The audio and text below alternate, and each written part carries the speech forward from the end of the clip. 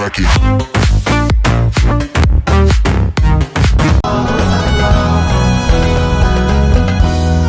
A'udzubillahiminasyaitonirrajim. Bismillahirrahmanirrahim. Allahumma sholli ala Sayyidina Muhammad wa ala ali Sayyidina Muhammad. Assalamualaikum warahmatullahi wabarakatuh. Waalaikumsalam warahmatullahi wabarakatuh. Dikeluarkan semangat yang paling semangat ya, ibu-ibu dan juga bapak-bapak ya. Jamaah. Oh jamaah. Alhamdulillah pagi hari ini kita masih diberikan kesempatan untuk bisa berkumpul bersama. Di mana lagi kalau bukan di Islam Itu Indah. Boleh tepuk tangan ibu-ibu? Nah ibu-ibu, gimana kabarnya, sehat Bu? Alhamdulillah sehat. Udah pada tidur? Ada di sini yang suka tidur? Semua orang suka tidur. Ada yang tidurnya suka kebablasan? Kebablasannya nggak sampai sahur, nggak sampai sholat subuh. Ada ibu? Ada. Oke, mudah-mudahan emang benar-benar nggak ada, bukan emang ditutup-tutupin. Betul ya? Nah, di dunia ini semua orang suka tidur, tapi jangan sampai tidur sendiri bisa nambah dosa. Betul ibu?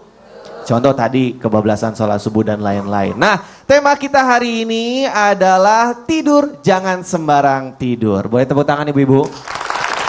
Yuk langsung kita dengarkan tausiah yang pertama disampaikan oleh Ustadz Maulana. Pak Ustadz, Assalamualaikum. Waalaikumsalam warahmatullahi wabarakatuh. Biar afdol. Pak Ustadz, kabarnya? Alhamdulillah sehat Pak Ustadz. Lancar puasanya. Insya Allah belum ada bolong. Amin. Jangan sampai ada bolong. Pak Ustadz ngomongin tidur, semua orang suka yang namanya tidur. Ya. Nah kira-kira tidur atau bagaimana sih tidur yang baik dalam Islam itu sendiri? Silakan Pak Ustadz. Bismillahirrahmanirrahim. Assalamualaikum warahmatullahi wabarakatuh. Waalaikumsalam warahmatullahi wabarakatuh. Jamaah. Oh jamaah. Alhamdulillah. Bangun tidur. Tidur lagi. Bangun. Tidur lagi. Ya inilah kehidupan kita. Kalau tidak ada bangun ya tidur. Kalau tidak tidur ya bangun. Alhamdulillah ternyata bangun dan tidur itu sangat diperhatikan dalam Islam. Bahkan ada doa sebelum tidur dan ada doa setelah tidur. Ya tuh bangun tidur maksudnya. Doa sebelum tidur bismika Allahumma ahya wa bismika amut. Dan doa bangun tidur adalah alhamdulillazi ahyana ba'da ma amatana wa ilaihin nusur. Sungguh sesuatu yang luar biasa karena Islam sangat lengkap bahkan membahas masalah tidur. Pertanyaannya, bagaimana sebenarnya tidur itu? Bahkan tidur itu ada adab-adabnya. Dianjurkan untuk berintrospeksi dulu, memperbaiki diri sebelum tidur. Bahkan Sayyidina Ali mencatat, beristighfar, bahkan membuat catatan khusus jangan sampai nanti tidak bangun-bangun. Itu sangat penting, berintrospeksi diri. Bermuhasabah dulu diri sebelum kita tidur. Jangan sampai kita tidak bangun. Makanya berwudulah sebelum tidur. Karena orang yang berwudu sebelum tidur akan dijaga dua malaikat. Iya, di kanan, di kiri, dua malaikat. Yang ketika orang tidur ketika dia ada wudu, maka sepanjang dia tidur, maka kedua malaikat itu senantiasa berdoa dan menjaganya dia sampai dia terbangun.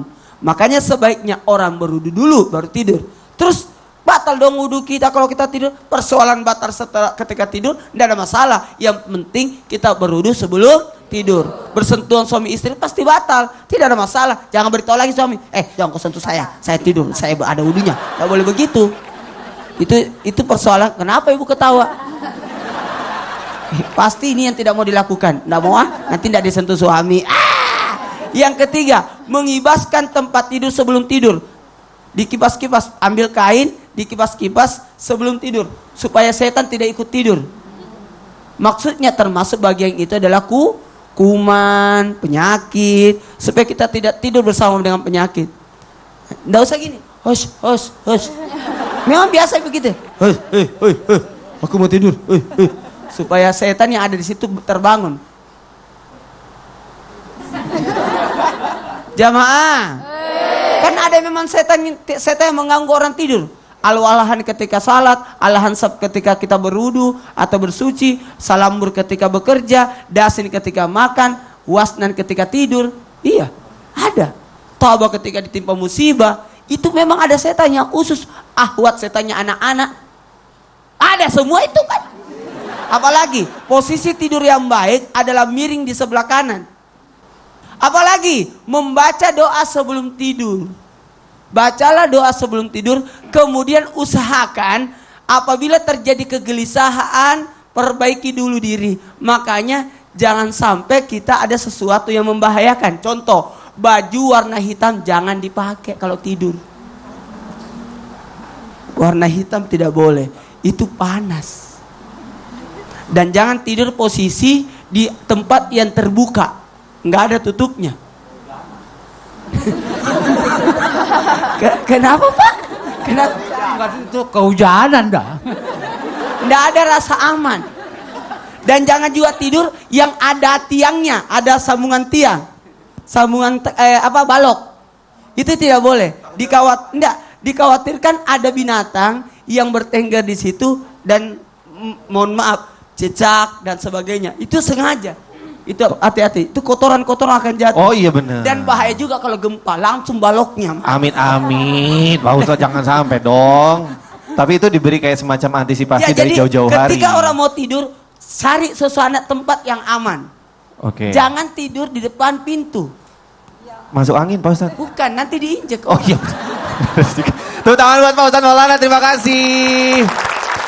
Tapi Pak Ustadz, kalau ketiduran lupa baca doa gimana? Padahal namanya ketiduran tuh nikmat banget loh Pak Ustadz. Gini, minimal kalimat apa yang terakhir itu yang dicatat. Jadi ketika dia tidur la ilaha illallah, maka sepanjang dia tidur disebut berzikir.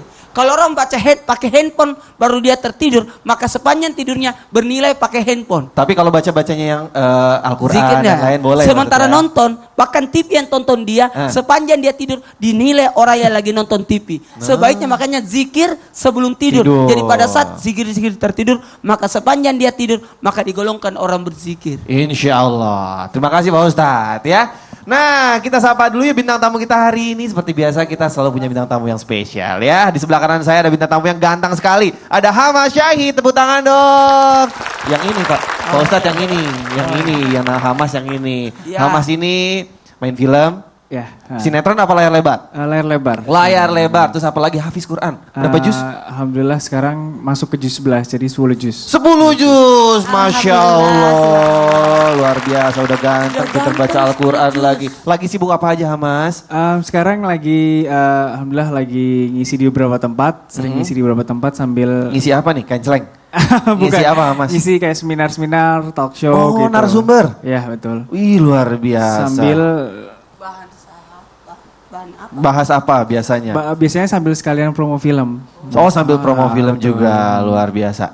Hamas kalau ngomongin tidur nih. Iya. Hamas masih muda, termasuk yang kalau tidur kebablasan atau enggak, katakanlah sholat subuh nih paling berat biasanya nih.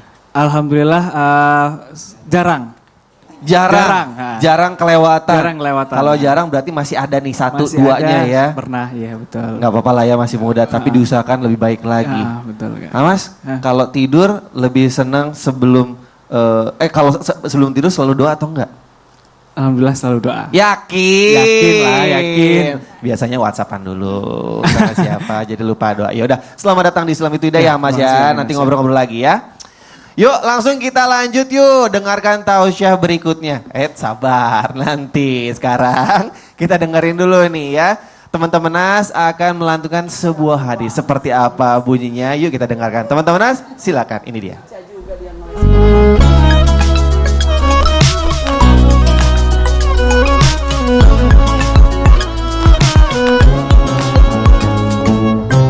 Sebelum kita tidur berwudulah, disunahkan Nabi berwudu sebelum tidur.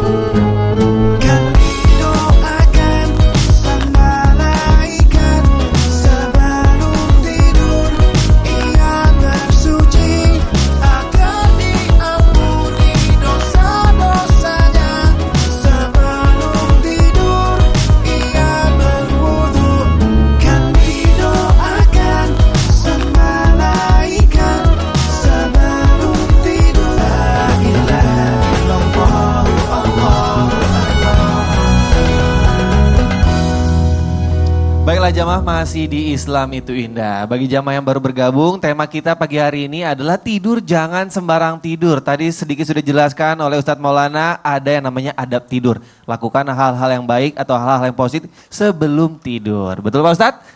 Insya Allah. Oke, yuk ibu-ibu. Pada tidur nih. Jamaah. Oh jamaah. Alhamdulillah. Kalau tadi udah ada Ustadz Maulana, nanti juga masih ada beberapa narasumber kita. Ada Ustadz Syam belum juga, ada Ustadz Febri juga. Apa kabar? Assalamualaikum Ustadz. Assalamualaikum warahmatullahi wabarakatuh. Waalaikumsalam. Kebetulan hari ini 23 Ramadan.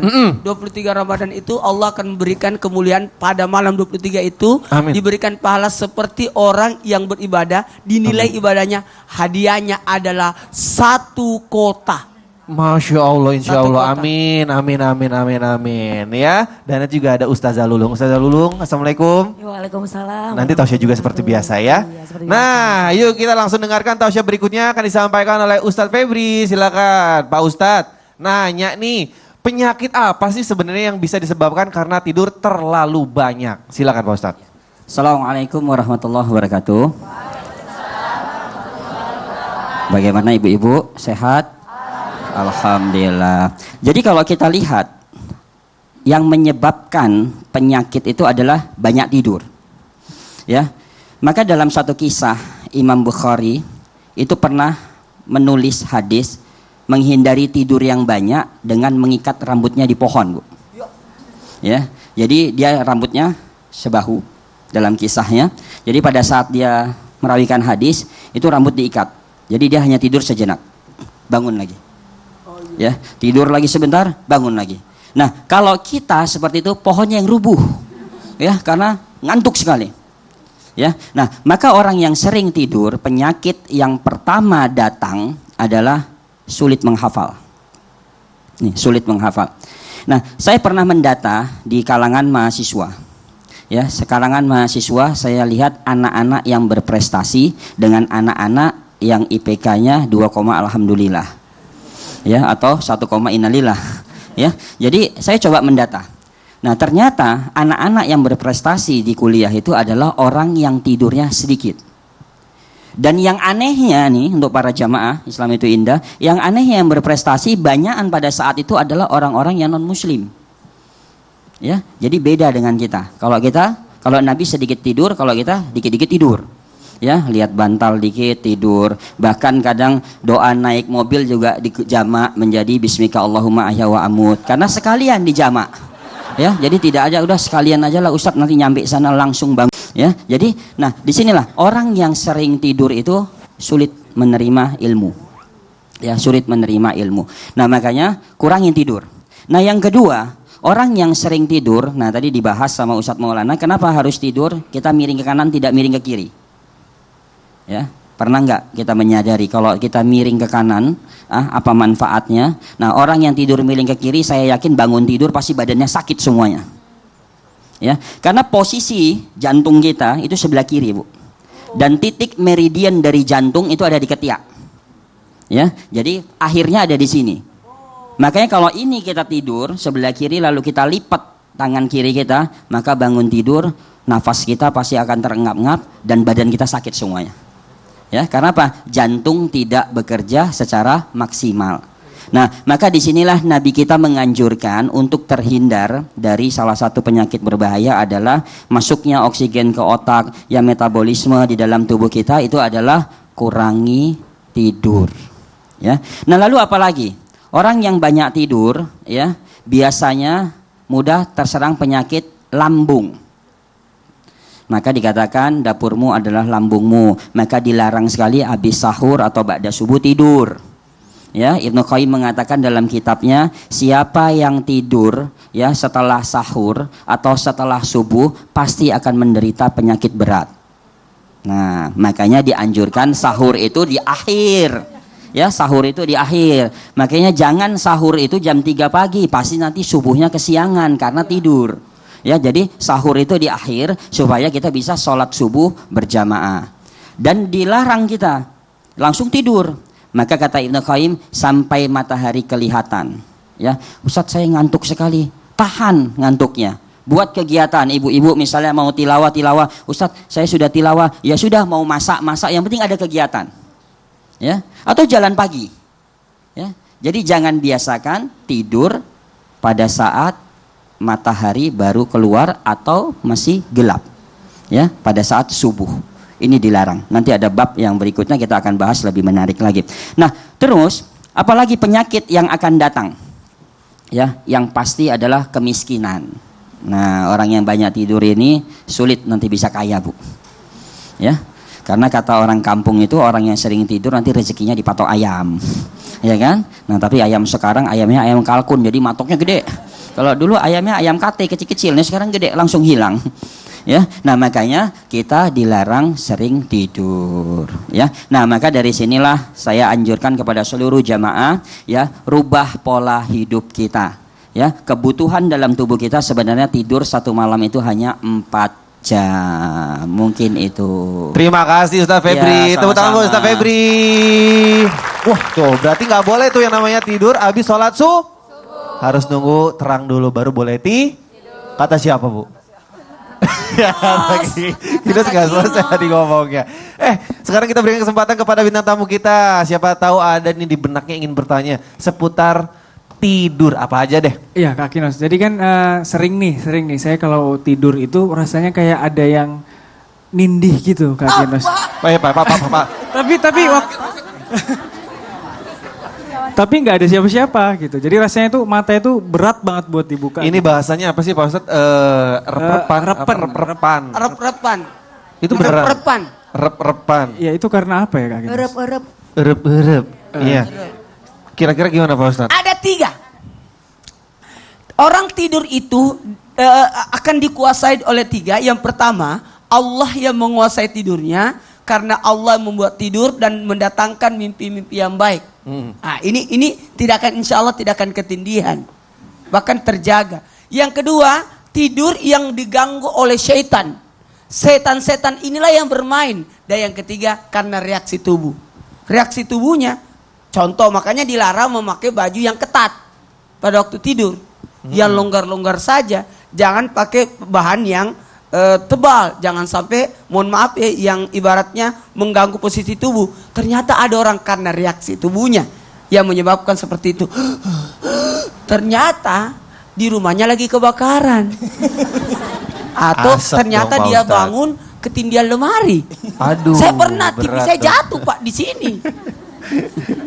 Rep-repan. Kirain saya ketindihan. Ternyata TV jatuh. ini beneran itu Pak Ustadz ya. Ustadz Febri mungkin ada tambahkan. Kalau tadi Ustadz Maulana ada 3, saya ada 2. 2. Ya, ketindihan itu para ulama mengatakan ada 2 hal. Yang pertama adalah memang karena gangguan dari setan atau jin. Iya. Nah makanya pentingnya nih untuk para jamaah doa sebelum tidur tadi yang sudah disampaikan oleh Ustadz Mu'awijatain Salasa sebagaimana Nabi ajarkan kepada cucunya Hasan dan Husain. Ketika mau tidur dibacakan diusapkan. Nah yang kedua yang menyebabkan ketindihan atau erap-erap itu, nah dalam ilmu kesehatan itu adalah karena penyebab darah rendah. Jadi orang yang darah rendah ketika tidur telentang itu bukan nelentang loh Ustaz. Jadi telentang. Telentang Mati. keras. Iya. Ha. Jadi tidur telentang itu darah rendah sering menjadi ketindihan. Nah makanya adabnya tadi miring. Nah selanjutnya terserah Anda kan. Nah Iya, jadi benar. itulah yang menyebabkan orang ketindihan. Jadi bisa disebabkan karena gangguan jin atau setan. Nah yang kedua karena penyakit darah rendah. Oh gitu. Gitu mungkin Mas. Emang suka rep-repan? Kadang-kadang. Terus rasanya gimana sih rep-repan? Rasanya tuh kayak ada yang neken gitu, terus mata itu berat banget buat dibuka. Kalau Kinos nggak tahu itu rep-repan atau bukan, jadi kalau tidur tiba-tiba sadar tapi nggak bisa gerak Pak Ustadz. Itu rep-repan. Karena orang tidur itu memang nggak bisa menguasai dirinya karena dia lagi separuh rohnya kan keluar. Oh. Separuh roh. Makanya kalau membangunkan orang jangan langsung dibangunkan. Bangunkan di sisi kanannya. Di sisi kanannya. Kemudian baca doa ini. Nih Bu, tolong dibaca doa ini ya. Ketika membangunkan anak supaya anaknya itu tidak sakit dan bisa sehat kembali, sisi kanannya yang dibangunkan. Nggak enak, anaknya terlalu gede. Sebelah kanan. Jadi yang dibangunkan sisi kanannya. Oh, oke. Jangan bangun. Tidak, baca doa ini. Sabar, Pak Ustadz. Baca doa ini. Sabar, Doanya adalah. Iya. Baca doanya ini. Iya, doanya. iya. Doanya adalah Assalamualaikum, bangun nak. Gitu, Assalamualaikum. Iya. Oh begitu. Terima kasih Pak Ustadz jawabannya Hamas, mudah-mudahan terjawab ya pertanyaannya insya Allah. Baiklah buat jamaah di rumah nanti kita akan ada mengaji bersama dengan Ustadz Syam ditemani oleh Hamas juga dalam surat Al-Baqarah ayat 284 sampai 286. Dan buat yang masih penasaran nanti akan ada kisah hikmah dari Ustadz Maulana. Kisahnya seperti apa nantikan tentunya ya. Jangan kemana-mana, tetap di Islam itu indah. Jamaah. Oh jamaah. Alhamdulillah. Kami doakan semalaikat sebelum tidur ia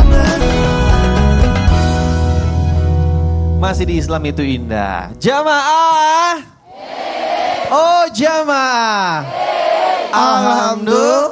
Alhamdulillah kita masih dengan tema tidur jangan sembarang tidur. Ya tadi sudah sampaikan bahwa kalau kita nggak boleh tidur setelah sholat subuh. Bener atau enggak sih? Terus apa sih penyebabnya? Langsung aja kita tanya yang tadi sudah bilang nih Ustadz Febri. Pak Ustadz ada juga yang bilang nggak boleh tidur setelah sholat asar. Nah itu pertanyaannya kenapa nggak boleh nggak boleh tidur setelah sholat subuh dan juga sholat asar? Silakan Pak Ustadz dijelaskan. Ya. Bismillah. Ya para jamaah, ketika kita tidur tadi, ya ini lanjutan kajian kita. Nah, tidak boleh tidur setelah subuh. Nah, waktu subuh itu adalah waktu di mana malaikat itu mendoakan kita. Itu yang pertama. Dan yang kedua, jam 5 pagi sampai jam 7 pagi di mana lambung kita atau usus besar kita bekerja secara sempurna. Ini yang perlu kita pahami. Makanya orang yang pola makannya baik, ya dari itu produksinya baik, ya metabolisme di dalam tubuhnya baik, maka jam 5 pagi sampai jam 7 biasa buang air besar. Ini siklus di dalam tubuh kita. Tapi orang yang tidur setelah subuh, nah maka dia akan merubah sistem kerja dari usus besar ke lambung. Ya, makanya yang seharusnya usus besar jam 5 sampai jam 7, tapi dia merubah dari jam 7 sampai jam 9. Nah ini juga sering terjadi bagi para jamaah yang sering makan malam. Merubah sistem kerja lambung yang seharusnya dia istirahat di malam hari menjadi pagi hari. Maka mana buktinya? Jam 7 sampai jam 9 pagi ngantuk. Ya coba ibu sama bapak makan malam banyak, makan sate atau tidur 1 jam setelahnya. Ya, nanti pada saat pagi hari jam 7 jam 9 tuh ngantuk. Itu bukan cara indikasi bahwa ini penderita diabetes, tidak. Ya, tapi ini karena proses waktu jam kerja yang dirubah. Ya, seharusnya dia ngeronda di pagi hari tadi jam 7 sampai jam 9 pagi dia meronda, akhirnya kita paksakan untuk meronda di malam hari. Ya, makanya sering sekali terjadi. Nah, maka waktu subuh adalah pergantian organ di mana pelepasan dari paru-paru. Maka dalil tentang sholat malam itu adalah untuk membuka tangan selebar-lebarnya. Ya, untuk apa? Detoksifikasi pada saat sujud kelenjar endokrin kita bekerja membersihkan semua kotoran, ya, penerimaan dari paru-paru ke pencernaan dan akhirnya keluar ketika subuh. Nah, makanya tidak boleh tidur setelah subuh. Metabolisme kita biar sempurna. Nah, lalu Nabi juga mengajarkan tidak boleh tidur setelah asar. Ya, tidak boleh tidur setelah asar. Orang yang tidur setelah asar itu seperti orang gila. Ya, makanya ibu kalau ada anak atau kita sendiri, ya pada saat kita tidur asar setelah itu dibangunin kita bingung ini siang apa malam ya, ini pagi atau siang ya, atau anak kita bangunin pasti dia ngambil tas berangkat sekolah, ya karena apa? Nah saya pernah bertanya kepada seorang ulama namanya Dr. Abdul Basit ketika saya di Jeddah, ya Syekh apa alasan kenapa Nabi melarang kita tidur ketika menjelang matahari terbenam atau setelah asar? Nah beliau mengatakan itu karena sunnah. Nah, akhirnya saya penasaran, saya berangkat ke salah satu kuil di Thailand Selatan. Saya belajar tentang teori Yusing, tentang teori 5 organ. Nah, ternyata di sana juga sama. Ya, para biksu mengatakan tidak boleh tidur pada saat menjelang matahari terbenam.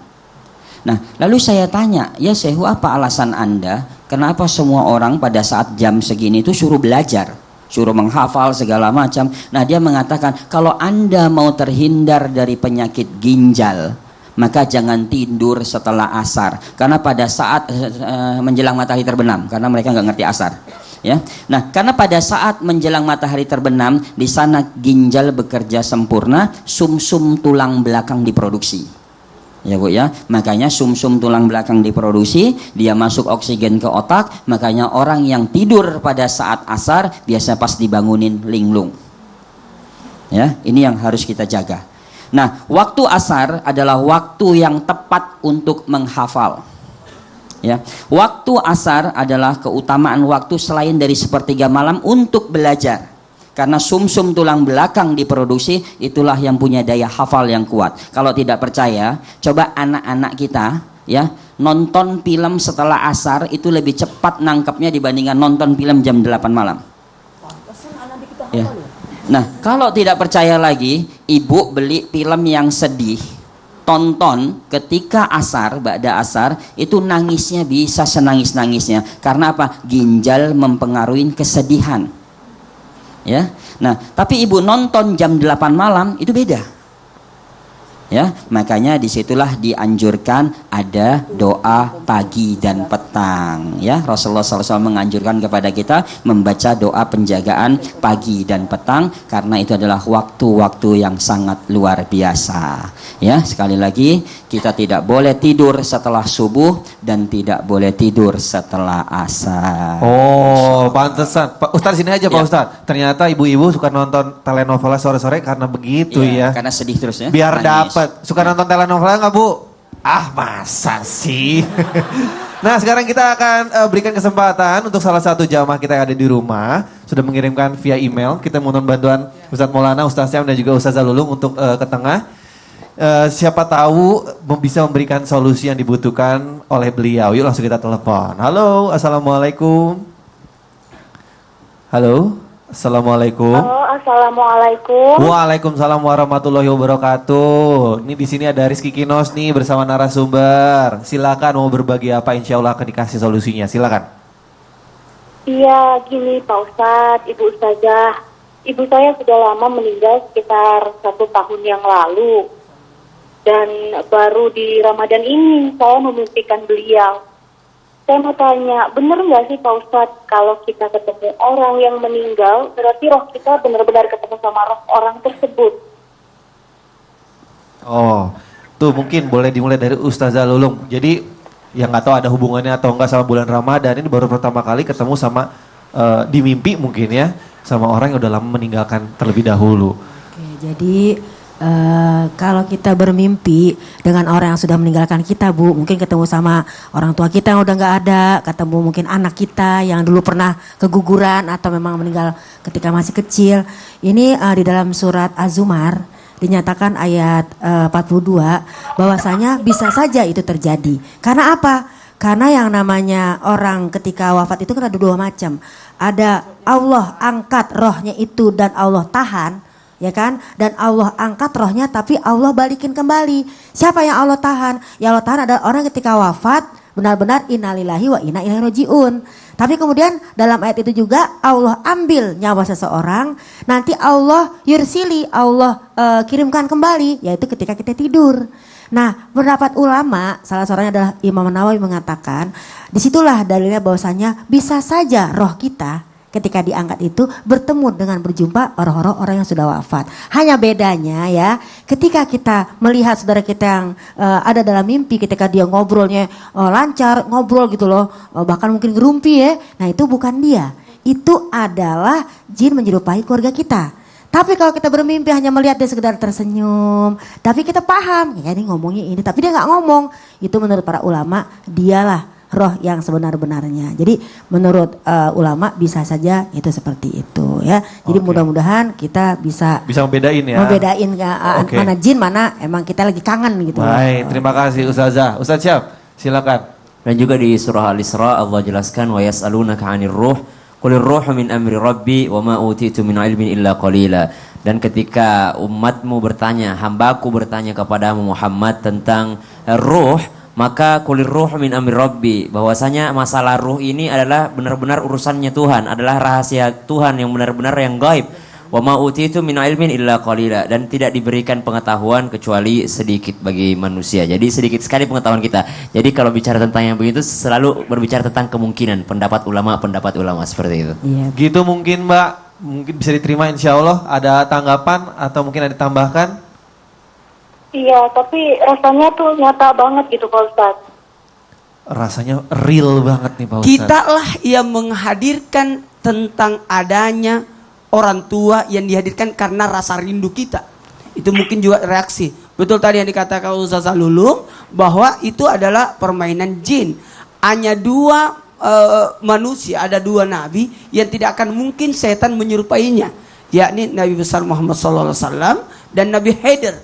Dua nabi ini tidak akan mungkin setan menyerupai dalam mimpi. Kalau kita bertemu dengan dua nabi tersebut yang mulia, itu adalah betul-betul adalah beliau. Karena setan tidak akan mungkin menyerupai dua nabi tersebut.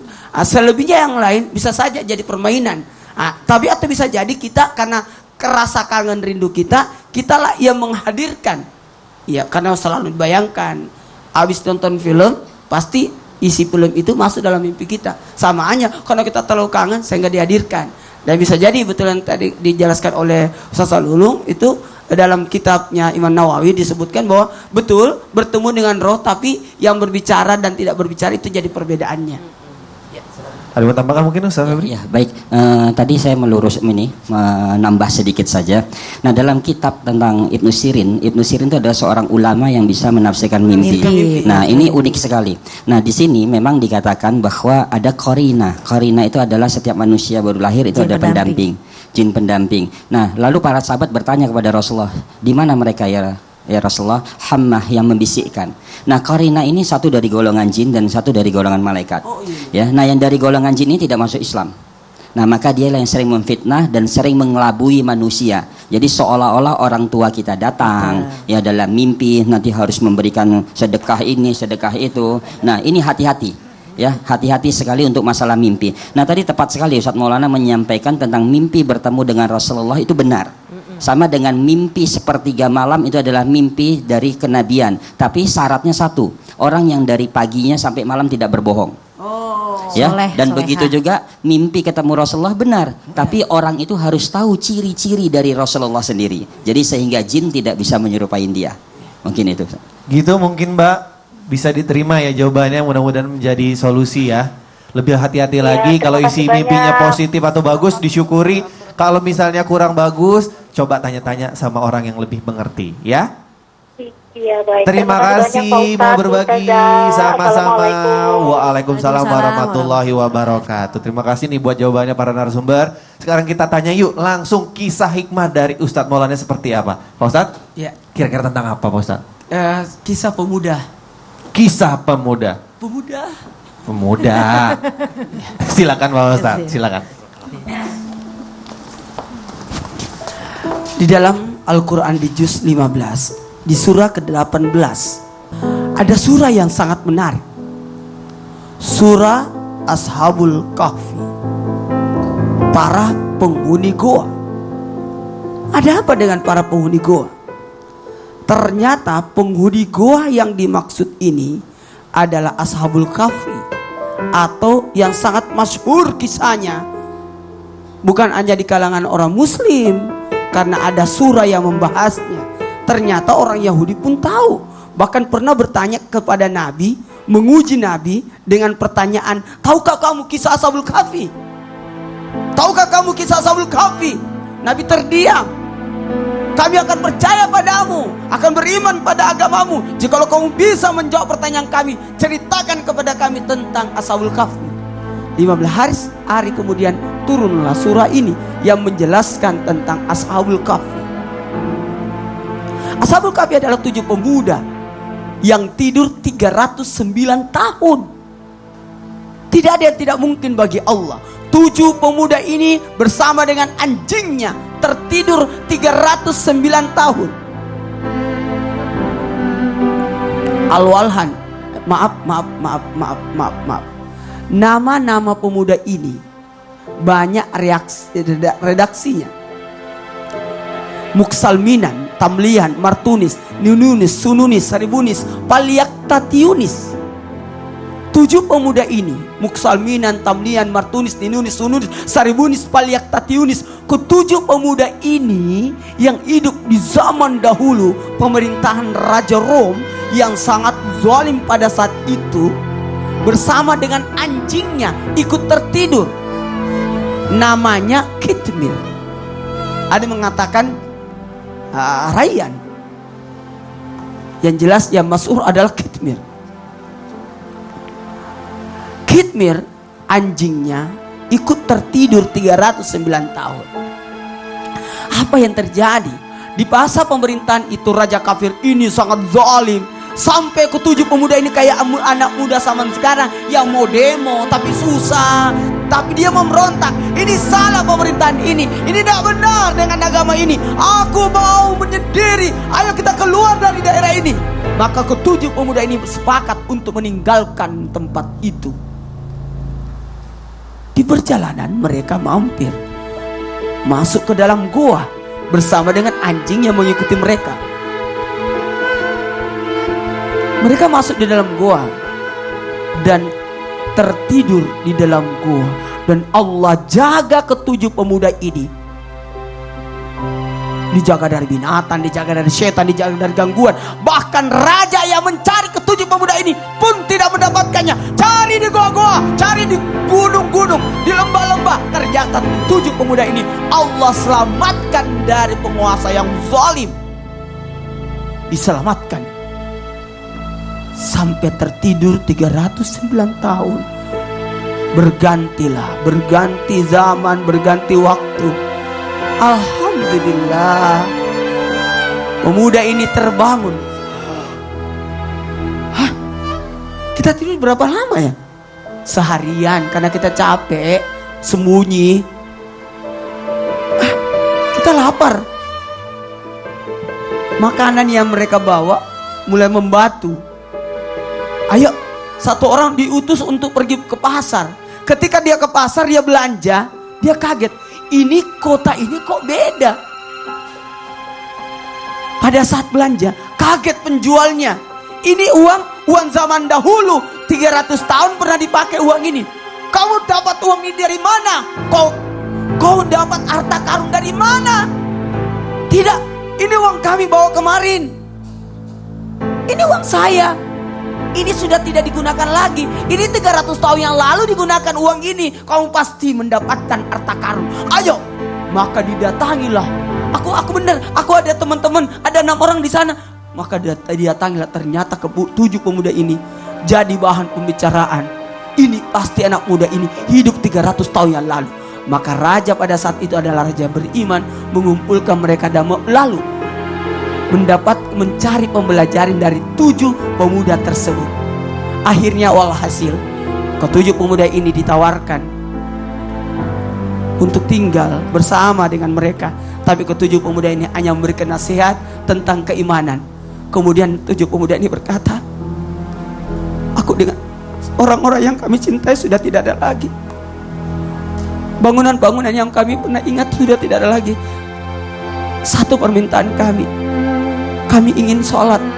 Mereka pun sujud kepada Allah, lalu bermohon. Setelah itu mereka memberikan pesan tentang keimanan. Kemudian mereka pun tertidur. Bukan tertidur sesaat atau 300 tahun lagi, tapi tertidur untuk selama-lamanya. Berpulang ke rahmatullah. Innalillahi wa inna ilaihi rajiun. Kisah Ashabul Kahfi ini sebagai pembelajaran besar buat kita. Amin. Amin.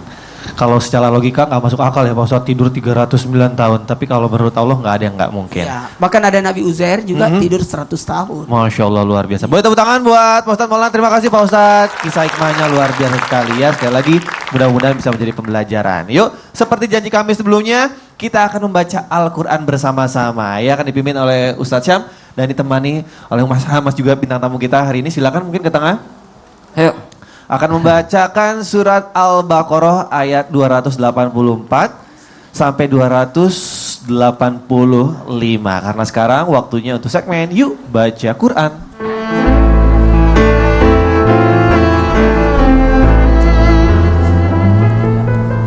Iya, Ustadz Syam dan Hamas, waktu dan tempat kami persilakan. Silakan. Fadal. Jamaah yang dimuliakan Allah Subhanahu wa taala, alhamdulillah kita masuk di surah Al-Baqarah, di akhir-akhir surah Al-Baqarah, yakni ayat 284. Hamas, Syam minta bantuannya supaya kita bisa ngaji bersama sama ibu-ibu. Siap. Kita baca surah Al-Baqarah ayat 284. Baik. Awalan ayatnya lillahi ma fis samawati wa ma fil ard. Akhir surah Al-Baqarah. Udah ketemu, Bu? Udah. A'udzu billahi minasy syaithanir rajim. A'udzu billahi minasyaitonir rajim. Bismillahirrahmanirrahim.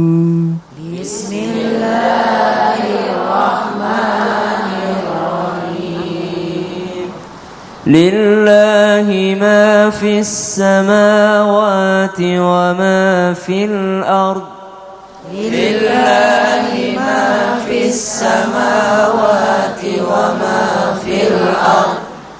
وإن تبدوا ما في أنفسكم أو تخفوه يحاسبكم به الله وإن تبدوا ما في أنفسكم أو تخفوه يحاسبكم به الله فيغفر لمن يشاء ويعذب من يشاء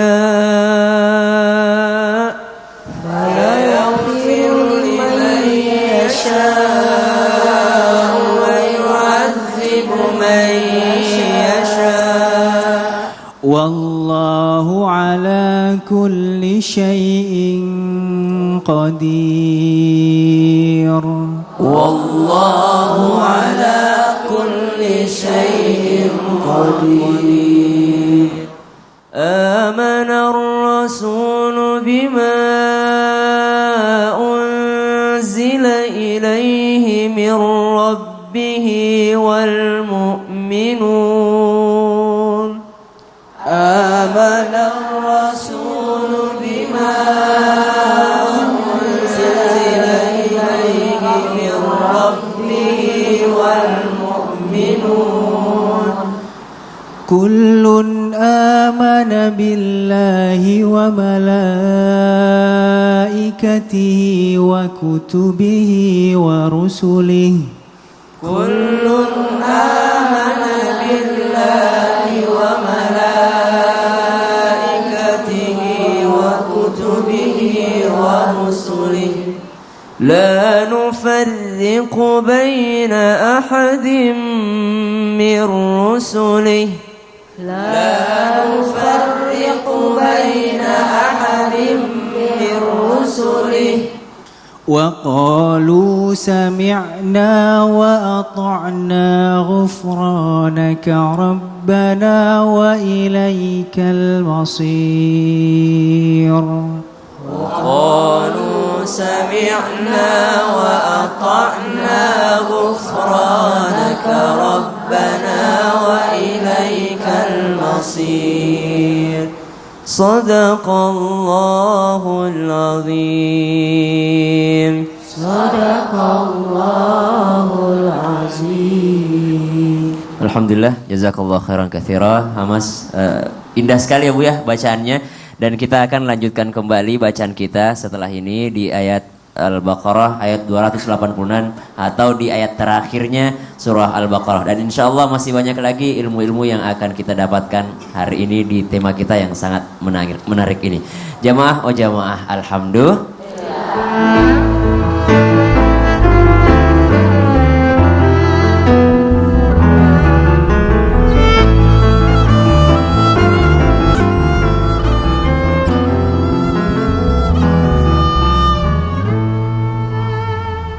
Alhamdulillah jamaah dimuliakan Allah Subhanahu wa taala. Kembali lagi di Islam itu Indah. Buat jamaah yang baru bergabung silahkan dibuka Al-Qur'annya surah Al-Baqarah ayat terakhir. Surah Al-Baqarah ayat terakhir atau surah Al-Baqarah ayat 286. La yukallifullahu nafsan illa wus'aha. A'udzu billahi minasy syaithanir rajim. A'udzu بالله من الشيطان الرجيم بسم الله الرحمن الرحيم بسم الله الرحمن الرحيم لا يكلف الله نفسا إلا وسعها لا يكلف الله نفسا إلا وسعها لها ما كسبت وعليها ما اكتسبت لها ما كسبت وعليها ما اكتسبت ربنا لا تؤاخذنا إن نسينا أو أخطأنا ربنا لا تؤاخذنا إن نسينا أو أخطأنا ربنا ولا تحمل علينا إصرا كما حملته ربنا ولا تحمل علينا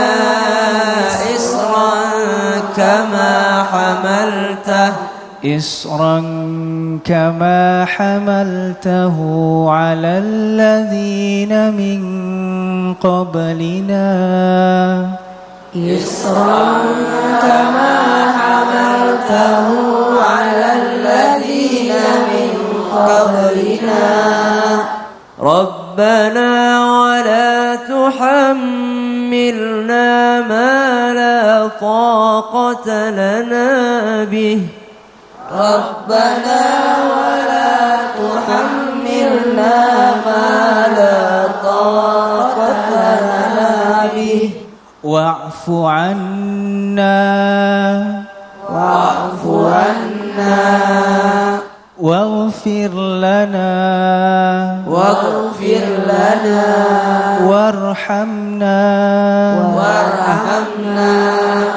أنت مولانا فانصرنا على القوم الكافرين أنت مولانا فانصرنا على القوم الكافرين صدق الله العظيم صدق الله العظيم اللهم ارحمنا بالقرآن اللهم اجعلنا من أهل القرآن وأهل سنة نبيك محمد صلى الله عليه وسلم اللهم بارك لنا في شهر رمضان بصحة وعافية ورزق واسعة بتلاوة القرآن. Jamaah yang dimuliakan Allah Subhanahu wa taala, sebelumnya saya terima kasih kepada Hamas yang memberikan kita bacaan Al-Qur'annya yang luar biasa. Terima kasih Hamas, jazakallahu khairan katsira. Berbicara tentang surah Al-Baqarah di ayat terakhir ini, Allah jelaskan la yukallifullahu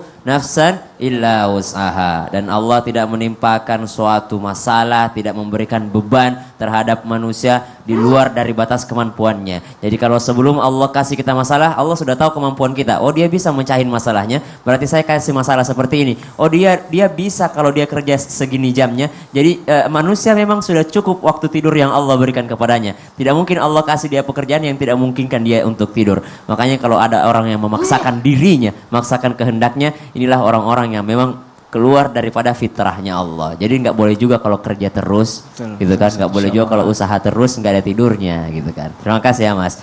Shadaqallahul adzim. Tepuk tangan dong buat Ustaz Syam dan juga Hama. Terima kasih Ustaz, terima kasih Hama. Silakan kembali ke tempatnya. Yuk kita fokus lagi pada tema kita hari ini. Tidur jangan sembarang tidur. Ibu-ibu tidur ini ibu. Lanjut ya Bu ya. Ya udah deh, sekarang kita berikan kesempatan kepada jamaah yang ada di studio untuk bertanya berhubungan dengan tema kita hari ini. Tidur jangan sembarang tidur. Yuk, yang mau bertanya angkat tangannya, yang paling tinggi. Yang di belakang juga boleh loh, Ibu, jangan malu-malu loh. Ini rata semua mau bertanya. Ibu yang ini silakan. Ibu mau bertanya apa? Namanya siapa, dari mana? Silakan. Assalamualaikum warahmatullahi wabarakatuh. Waalaikumsalam warahmatullahi wabarakatuh. Perkenalkan, nama saya Rida Islami Rodatul Jannah dari Permata Balaraja Tangerang dari Majelis Al Mujahidin. Ingin bertanya Pak Ustadz. Iya. Nah, saya pernah dengar begini Pak Ustadz. Jika kita tiba-tiba terbangun ketika tidur, nah itu karena mimpi buruk.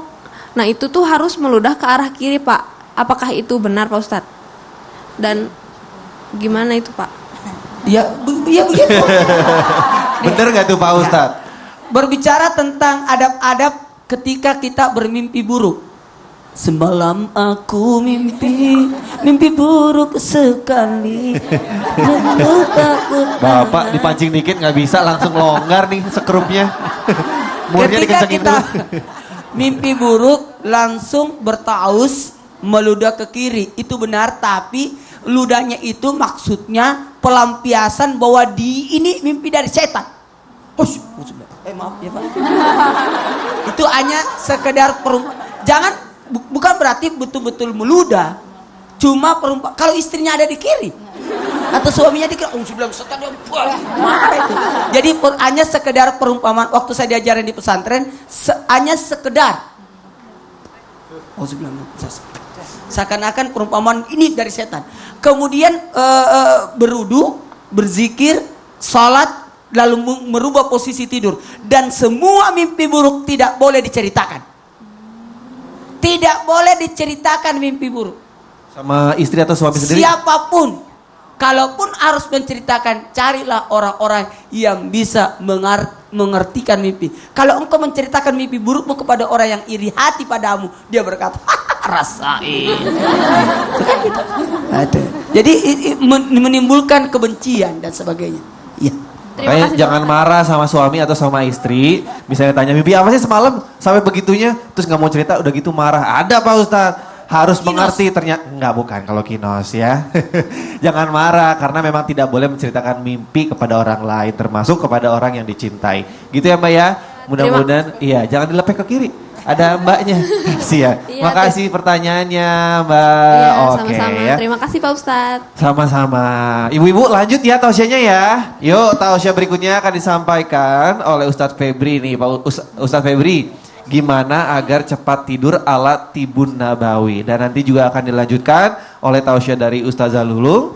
Dan juga kemudian masih ada tausiah dari Ustadz Maulana. Sekarang kita mulai dari Ustadz Febri dulu. Silakan Pak Ustadz. Ya, baik. Assalamualaikum warahmatullahi wabarakatuh. Waalaikumsalam warahmatullahi wabarakatuh. Ini harus tarik nafas panjang karena terus-terusan Ustaz. Ya, nah bagaimana cepat tidur ala Nabi. Nah ini ada adab. Ya ada adab. Kalau kita berbicara tentang makanan, ada herbal kearifan lokal itu yang buat nyenyak tidur. Nah tahu nggak kira-kira? Nah itu buah pala. Ya buah pala. Nah buah pala itu ya bisa airnya diminum atau daging buah palanya itu dimakan, itu untuk nyenyak tidur. Buah pala ini untuk herbal kearifan lokal. Nah tapi di sini ada adab, ya ada adab dari para ulama dan bahkan Rasulullah SAW mengajarkan kepada kita supaya kita nyenyak tidur. Nah yang pertama memang tadi sudah disampaikan oleh Ustadz Maulana, yaitu berwudu terlebih dahulu. Ya berwudu. Nah berwudunya kita ini harus sempurna. Ya yang selama ini kalau kita berwudu di kepala hanya begini saja. Ya, nah untuk bab wudhu supaya kita tidur nyenyak, kalau bisa sampai di belakang, di punuk, balik lagi. Nah langsung ke telinga. Kenapa? Ini merespon.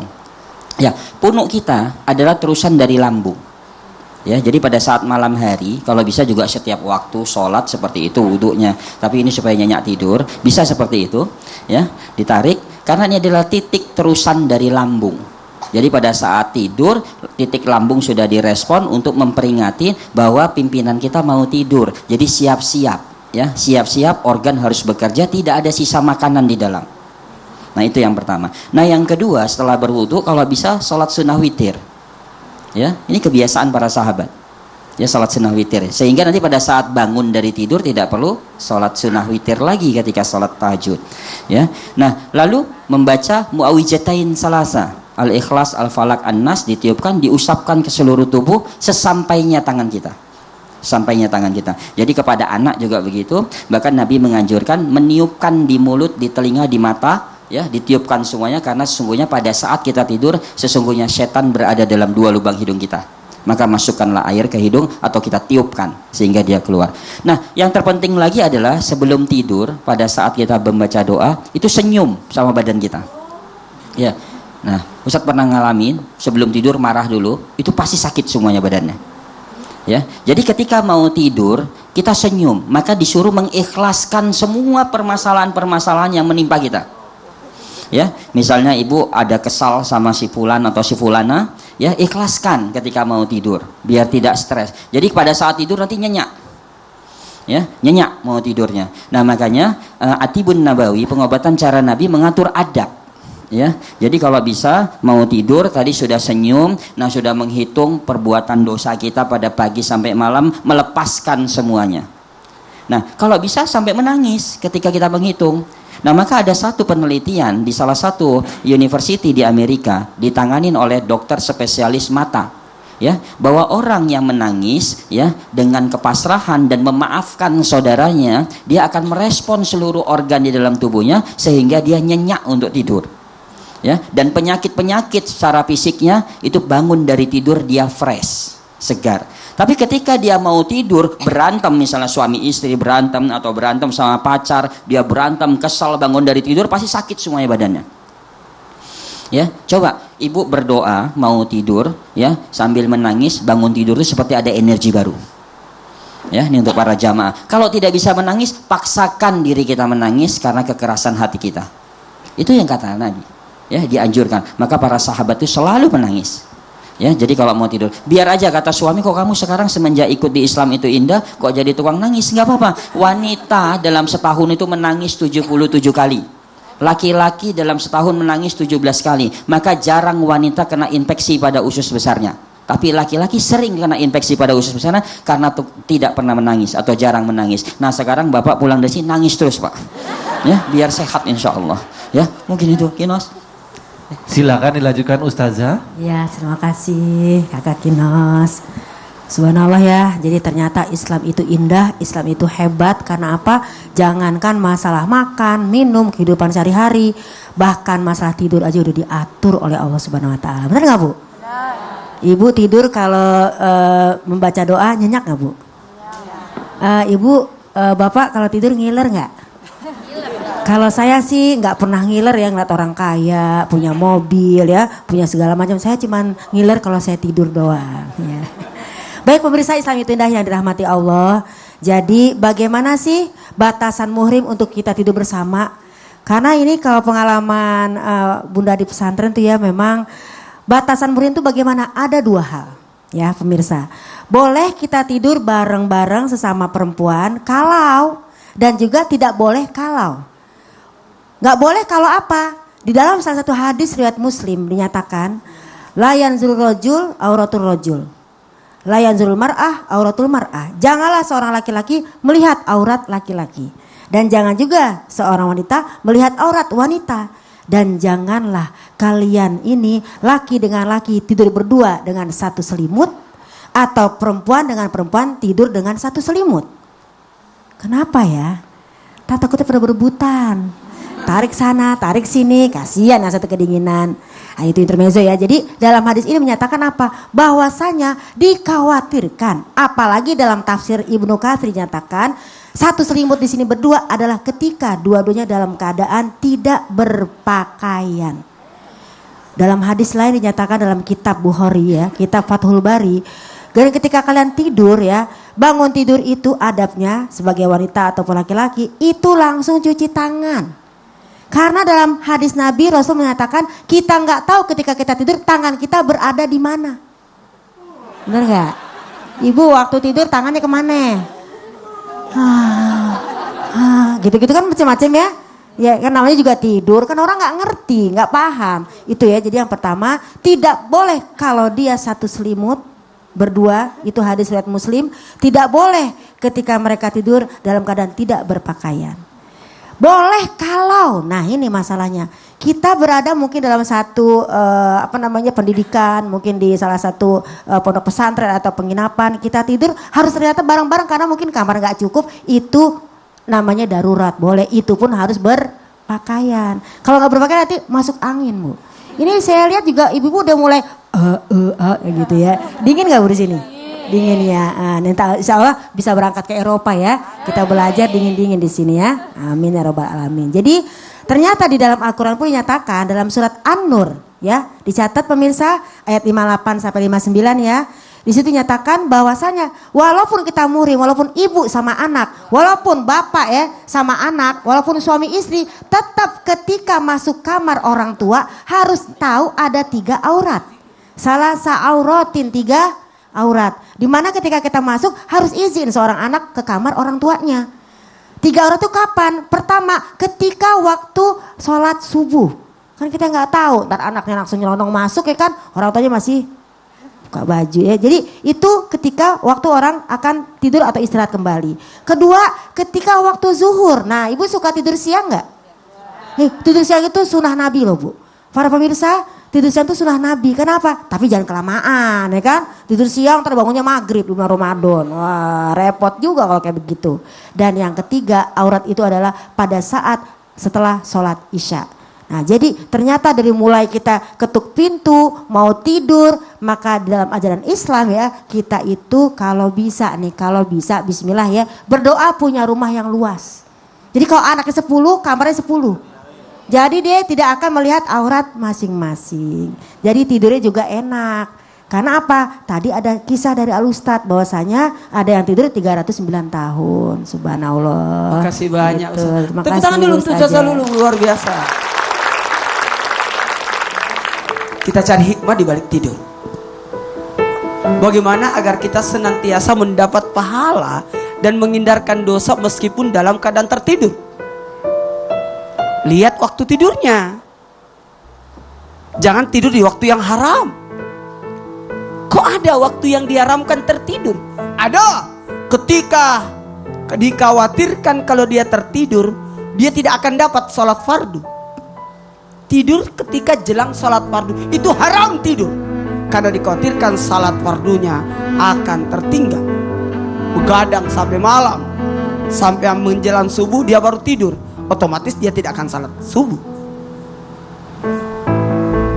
Tidur yang dimakruhkan dan atau tidur yang tidak boleh sesudah subuh dan sesudah asar. Dan ketahuilah, siapa yang tidur sebelum subuh justru tidur kenabian, kalau mimpi yang terbaik di situ. Tidur sesudah subuh menolak rezeki.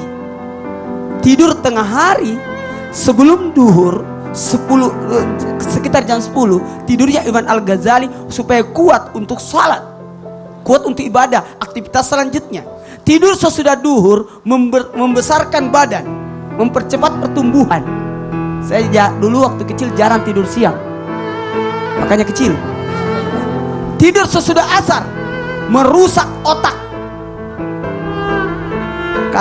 Kata Sayyidina Aisyah, siapa yang tidur sesudah asar, jangan salahkan kalau engkau jadi gila. Tidur antara maghrib isya mendatangkan bala. Harusnya di situ kita berzikir, dan lebih mudah setan mengganggu pada saat itu.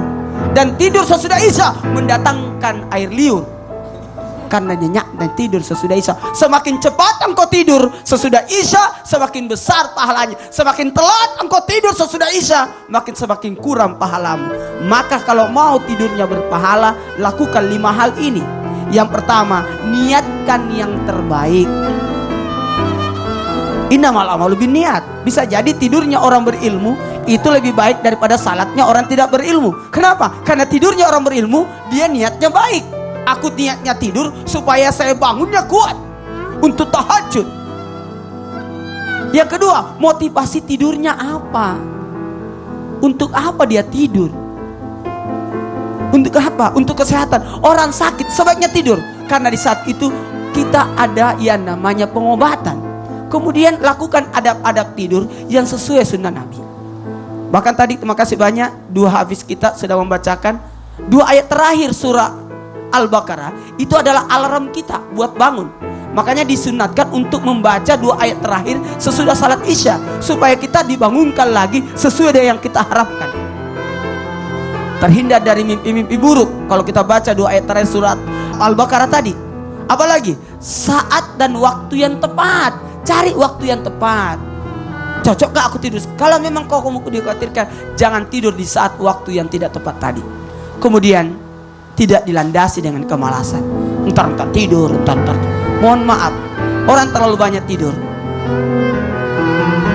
menghilangkan potensi dirinya untuk melakukan kebaikan demi kebaikan. Mudah-mudahan apa yang kami sampaikan bermanfaat untuk kita semua. Tidurlah karena tidur kita butuh, bukan tidur karena kemalasan. Amin. Amin, amin ya rabbal alamin. Boleh tepuk tangan buat Ustadz Maulana, Ustadz Syam dan Ustadz Febri dan juga Ustadz Zalung. Terima kasih atas tausiah-tausiahnya pada pagi hari ini. Mudah-mudahan menjadi pembelajaran yang bermanfaat untuk kita semua. Amin, amin ya rabbal alamin. Terima kasih buat bintang tamu kita. Mungkin Hama silakan bergabung ke tengah. Terima kasih Hama, sukses terus karirnya. Lancar terus ngafalin Al-Qur'annya. Amin. Udah sampai 11 ya, sedikit lagi sedikit ya. 30. Terima kasih buat semua jamaah yang ada di studio hari ini, semangatnya luar biasa. Boleh tepuk tangan. Lancar-lancar puasanya, salam untuk keluarga. Terima kasih buat teman-teman Nas. Terima kasih buat jamaah yang ada di rumah. Akhir kata, saya Rizky Kinos pamit undur diri. Assalamualaikum warahmatullahi wabarakatuh.